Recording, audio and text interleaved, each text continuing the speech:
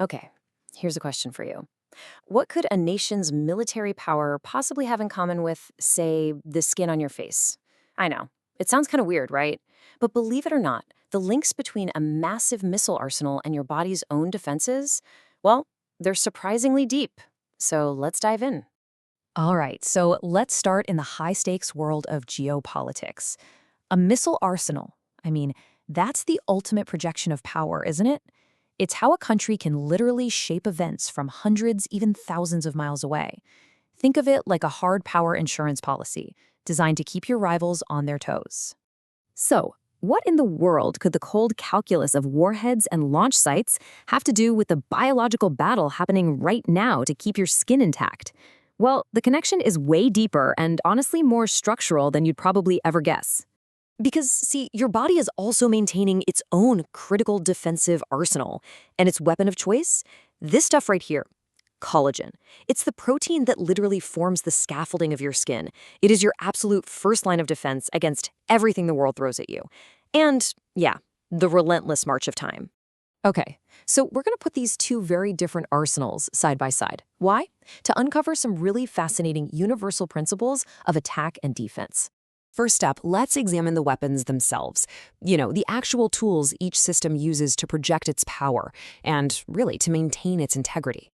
So, what you're looking at here is a perfect illustration of a key military idea called strategic depth. By being able to launch missiles from way deep inside its own territory, a nation makes those launch sites incredibly hard to hit. But at the same time, they can still hold targets at risk across the entire Middle East and even into parts of Europe. It's a huge advantage. And make no mistake, this is not a one-size-fits-all kind of arsenal. It's all about layers. You've got your medium-range missiles for that long reach, right? Then you have the short-range ones for those faster, closer strikes. And on top of all that, you mix in cruise missiles and drones, and suddenly you've created these really complex attack waves that are just a nightmare to defend against. Okay, so let's pivot now to our other battlefield, your skin. It's in a constant 24/7 battle to defend itself against aging, the sun, stress, you name it.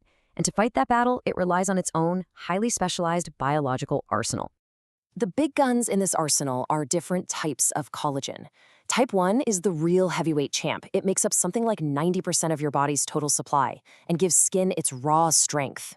Then you have type 3 working right alongside it, providing that bounce, that elasticity. And finally, type 4. Think of it as the foundation, the concrete slab that the whole structure is built on. All right, so we've got the weapons, but where does their strength actually come from? Well, in both cases, the secret is all in the underlying structure. You see, with missiles, strength isn't just about how far they can fly. It's all about tailoring the punch to the target. So a smaller warhead might be perfect for a precision strike on something out in the open, like an airfield runway. But if you need to take out a hardened bunker or hit a dense urban area, that's when you need the heavy hitter, something with a massive payload to do real damage. It's classic right tool for the right job. And what's amazing is we see the biological equivalent right here. Collagen's power comes from its absolutely incredible structure. It's a triple helix, basically 3 protein chains twisted together into a kind of molecular rope. Then these ropes bundle together into thicker cables, and those cables weave together to create this powerful, flexible mesh that gives our skin all its strength and resilience. But here's the thing. No system, I don't care how powerful it seems, is invincible. Every single arsenal has an Achilles heel, a weak point, a choke point, just waiting to be exploited. And there's this great quote that really just nails it. The idea is, to truly defeat a missile threat, you can't just focus on shooting down the missiles in midair, the arrows. The real game-changing strategy is to go after the source. You target the launchers themselves. You take out the archers. And check this out. This data really drives that point home. Before a hypothetical conflict, the estimate was around 480 launchers. But because launchers are a limited, finite resource, targeting them had a massive impact, knocking their capacity all the way down to just 95. You could have thousands of missiles sitting in warehouses, but if you don't have enough launchers, they're basically useless. The launcher, that's the choke point. And crazy as it sounds, your body is dealing with a very similar production bottleneck. It's collagen launchers, these little cells called fibroblasts that pump out new collagen. They have a critical weakness too: age. Yep, as we get older, these tiny cellular factories just slow down, and that weakens the skin's entire defensive structure from the inside out. And there's another weak point. A normal collagen molecule is just huge. We're talking about a molecular weight of around 300 kilodaltons. The brick wall analogy is perfect. It's like trying to patch a wall by just throwing whole bricks at it. They're just too big to get through and actually become part of the structure. That massive size makes reinforcing the system from the outside almost impossible. So, okay, we've identified the weak points. The big question is, how do you launch a counteroffensive? How do you actually reinforce these defenses? Well, for our biological arsenal, the big breakthrough technology is something called hydrolysis. You can think of it like a pair of molecular scissors. This process chops up those enormous collagen molecules into these tiny, much more easily absorbed pieces called peptides. And these little guys are small enough to get past the body's barriers and be put to work right where they're needed most. And this is where we get to the really crucial difference between our two arsenals. To fight an external threat, like missiles, the strategy is to attack and degrade the source. You go after the launchers. But to fight an internal threat, like aging, the strategy is the complete opposite. You have to reinforce the source by giving the system the very building blocks it's struggling to make for itself.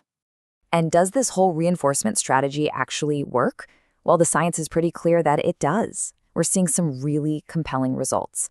In one trial, people taking oral supplements saw a 35% reduction in wrinkles. Another one clocked a 58% increase in skin elasticity in just under 2 months. So yeah, whether it's oral or topical, the methods have been shown to be both effective and safe. Okay, so let's zoom out for the big picture here. What has this whole tale of two very different arsenals actually taught us about the fundamental nature of defense? It's this. Whether you're talking about a military superpower or a microscopic protein, the principles are exactly the same. Real strength comes from complex, intricate structures. Every system, no matter what, faces constant threats.